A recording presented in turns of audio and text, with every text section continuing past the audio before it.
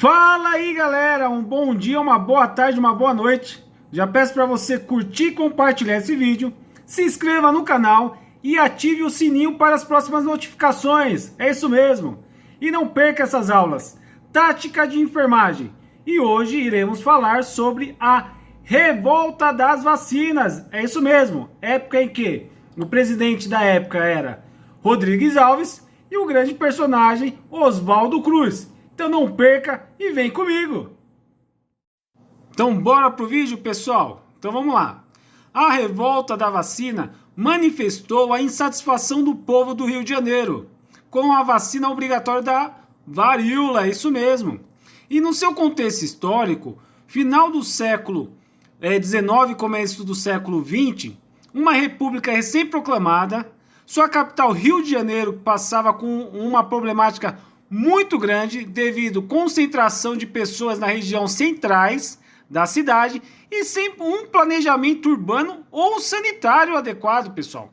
Assim como os grandes fluxos de entrada de imigrantes pela zona portuária possibilitou o desenvolvimento de um ambiente propício para doenças.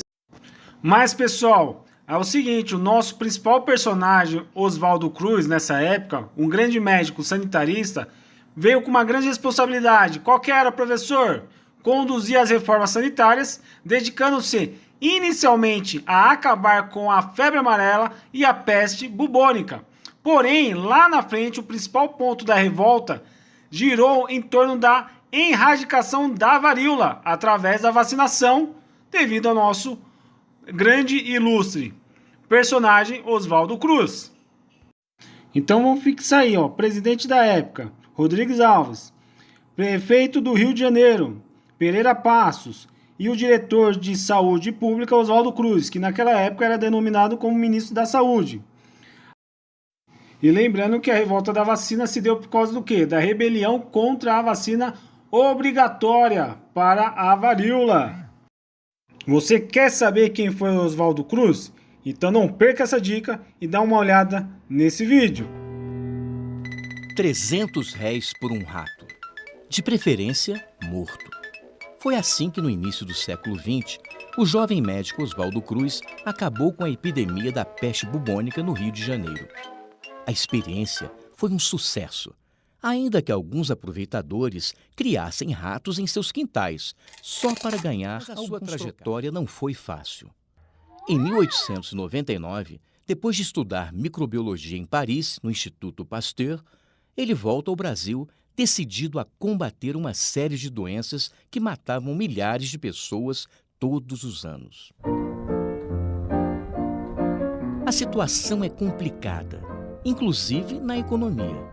Alguns navios estrangeiros se recusam a parar em nossos portos, depois que a tripulação do cruzador italiano Lombardia foi quase toda dizimada.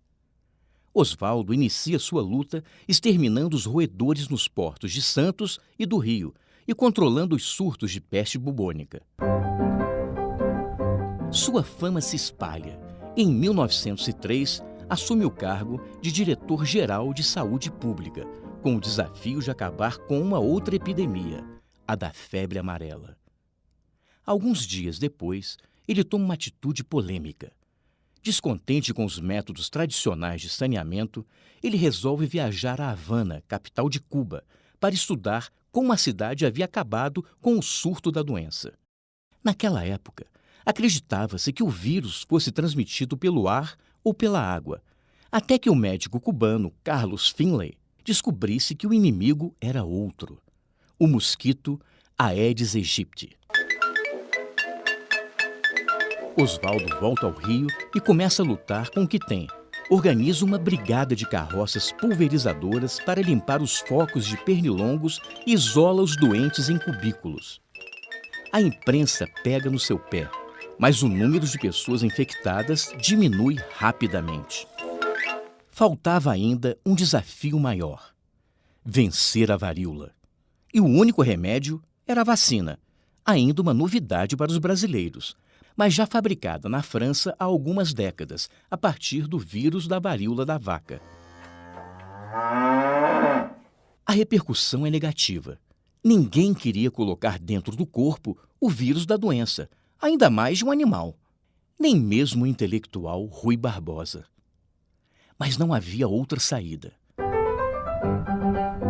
Para conter o número crescente de mortos, o Congresso aprova uma lei tornando obrigatória a vacinação. As brigadas sanitárias começam a entrar nas casas e vacinar as pessoas à força. A revolta é geral. Mulheres se recusam a mostrar o braço aos vacinadores e muita gente que morava em lugares insalubres tem suas casas demolidas. O conflito toma proporções gigantescas, com tiroteios e quebra-quebra em todas as partes da cidade. Os cadetes da Escola Militar de Praia Vermelha, descontentes com o rumo que a República havia tomado, aproveitam o caos e tentam derrubar o presidente Rodrigues Alves. O governo reage com mão de ferro, decreta estado de sítio e manda revoltosos, descontentes e, de quebra, alguns desempregados para uma jornada de trabalho forçado no estado do Acre. Diante de uma intensa pressão popular, o presidente revoga a lei da vacina, que deixa de ser obrigatória. Mas quem quisesse trabalhar, estudar ou casar, precisava se vacinar. Com o tempo, o número de contaminados despenca e as pessoas passam a procurar voluntariamente os postos de saúde. Em breve, já não haveria mais nenhum caso de varíola. Em 1907, Oswaldo Cruz recebe, na Alemanha, o prêmio mais importante de higiene e saúde pública da época, competindo com mais de 120 concorrentes do mundo inteiro. A imprensa agora o chama de gênio. E o próprio Rui Barbosa, quem diria, o saúda como herói nacional. Lembrando aí, pessoal, que no começo do século XX, a capital do Brasil era suja, com ruas estreitas, onde proliferava ratos e mosquitos, transmissores de doenças fatais. Os navios estrangeiros evitavam os portos brasileiros com medo da tripulação contrair doenças fatais. Como o que, professor? A peste bubônica e a febre amarela. Lembrando que a peste bubônica era transmitida pela pulga do rato e a febre amarela devido ao mosquito Aedes aegypti. E olha só, pessoal, Oswaldo Cruz nessa época ele tentava combater de forma técnica e científica a questão da proliferação dos ratos e dos mosquitos, evitando aí doenças e até a morte da população. Por isso que foi de extrema importância a participação de Oswaldo Cruz aí no quadro sanitário, evitando aí o quadro caótico, sem modelo sanitário e além da cidade à mercê das epidemias, né? Então olha como é importante. E essa figura foi marcada na época devido à grande perda humana, né? E aí, pessoal, tá gostando do vídeo? Então já peço para você curtir e compartilhar, que é de extrema importância. Se inscreva no canal e ative o sininho para as próximas notificações. Valeu e vamos continuar os estudos.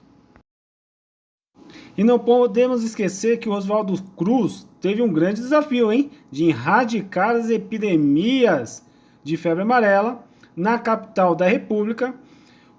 Propõe uma reforma e na organização sanitária, uma das ações mais marcantes daquela época. E um marco histórico que fez a população se revoltar e ir para a rua, né, naquela época foi o quê? A obrigatoriedade da vacina, pessoal. Então, se você queria estudar ou casar, você tinha que vacinar. Olha que legal. E tá gostando, pessoal? Então vem comigo, vamos ver esse vídeo aí e fixar essa ideia sobre a revolta da vacina. 1904. Conto com vocês. Claro que precisamos contextualizar. O final do século XIX e o início do século XX é particularmente agitado para o Brasil. Com a recém-proclamada República, o governo procurava meios de modernizar o país enquanto consolidava o novo sistema político. O Rio de Janeiro era a capital do país e possuía 3 características principais naquele momento. Era suja, doente e desorganizada. Bem, isso te lembra alguma coisa?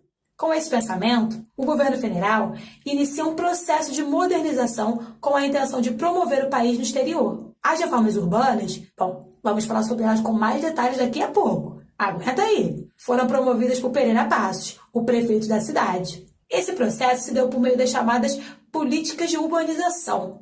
Elas contemplavam as reformas urbanas, que incluíam a expulsão da população mais pobre do centro da cidade e a demolição de cortiços, política que ficou conhecida como Bota Abaixo. Esse processo impulsionou a ocupação de morros ao redor do centro da cidade, ampliando o processo de favelização. Além disso, englobava o alargamento das ruas, visando construir uma Paris tropical. Alguém consegue lembrar de algum momento recente que algo muito parecido ocorreu no Rio de Janeiro? Bem, se lembrou? Comenta aí. Além disso, havia a reforma sanitarista, que tinha o intuito de combater 3 principais doenças: a peste negra, a febre amarela e a varíola, que não coincidentemente eram as doenças que mais acometiam os estrangeiros. Naquele momento, a zona portuária do Rio de Janeiro era conhecida como cemitério dos estrangeiros, devido ao alto índice de contágio e morte dos mesmos na chegada ao país. O Instituto Soroterápico Federal, que é a atual Fiocruz, é criado para dar conta de higienizar e livrar a cidade das diversas doenças e fica na responsabilidade de Oswaldo Cruz. O cientista, médico, sanitarista e epidemiologista vai implantar a vacinação obrigatória para combater a varíola. Com as reformas sanitárias, a classe trabalhadora foi vista como uma classe perigosa devido à alta possibilidade de contágio, graças às condições em que eles viviam. Logo, a questão médica passa a ser também uma questão policial. Os agentes de saúde começam a promover uma invasão às residências com o auxílio de força policial e vacinar obrigatoriamente a população. As medidas foram tomadas de forma autoritária, sem explicar e conscientizar a população sobre a importância da vacinação. Além disso, existe uma forte campanha contra a vacina de diversos setores da população, fazendo com que surgisse a Liga contra a Vacinação Obrigatória. Aliada às invasões às residências, a obrigatoriedade era feita através da exigência do comprovante de vacinação para escolas, empregos, casamentos e etc. Será que hoje é tão diferente assim? Bom, em 11 de novembro de 1904, o povo ocupa as ruas do centro do Rio de Janeiro com o intuito de protestar contra a vacinação obrigatória. Contudo, a manifestação juntava uma série de insatisfações com as medidas autoritárias implementadas pela recente República. Os revoltosos promoveram uma série de quebra-quebra no centro da cidade e o tombamento de bondes. Com as investidas do exército contra os revoltosos, o bairro da Saúde foi um dos principais pontos de resistência com a construção de barricadas. Um participante extremamente importante para o movimento foi o capoeirista e estivador, conhecido popularmente como Prata Preta. A atuação do líder negro do bairro da Saúde foi de suma importância para a resistência da revolta na região próxima da favela da Providência. Outros participantes importantes foram os estudantes, que participaram da movimentação contra a vacinação obrigatória, indo para as ruas junto às classes mais baixas. A imprensa também possui um papel essencial, pois insuflou à população com cada vez mais críticas à atuação de Oswaldo Cruz e companhia. Muitos militares, principalmente da Marinha, que estavam descontentes com o autoritarismo de Rodrigues Alves, atuaram no conflito com interesses políticos em derrubar o governo. O conflito durou apenas alguns dias, pois ocorreu uma forte repressão do governo. Ainda assim, o conflito foi letal, pois resultou na morte de alguns manifestantes. Outros foram presos e feridos durante os confrontos. Outra medida tomada pelo governo foi a deportação dos revoltosos para o estado do Acre. O presidente ainda decretou o estado de sítio para combater a insatisfação popular e militar, o que facilitou a prisão e o castigo dos envolvidos no levante. Com toda a agitação, houve a suspensão da obrigatoriedade da vacinação como forma de acalmar a população. Após pacificar a capital, o governo retoma a campanha de vacinação contra a doença normalmente. A revolta foi extremamente importante dentro do contexto, afinal, ela marcou a insatisfação da população com as reformas promovidas de forma autoritária e excludente. E mais importante ainda, ela mostra como o povo brasileiro é o agente ativo da sua própria história. E aí, pessoal, gostou? Então curte e compartilhe esse vídeo, se inscreva no canal e ative o sininho para as próximas notificações. E vem comigo numa próxima tática de enfermagem. Conto com vocês para a próxima videoaula. Valeu!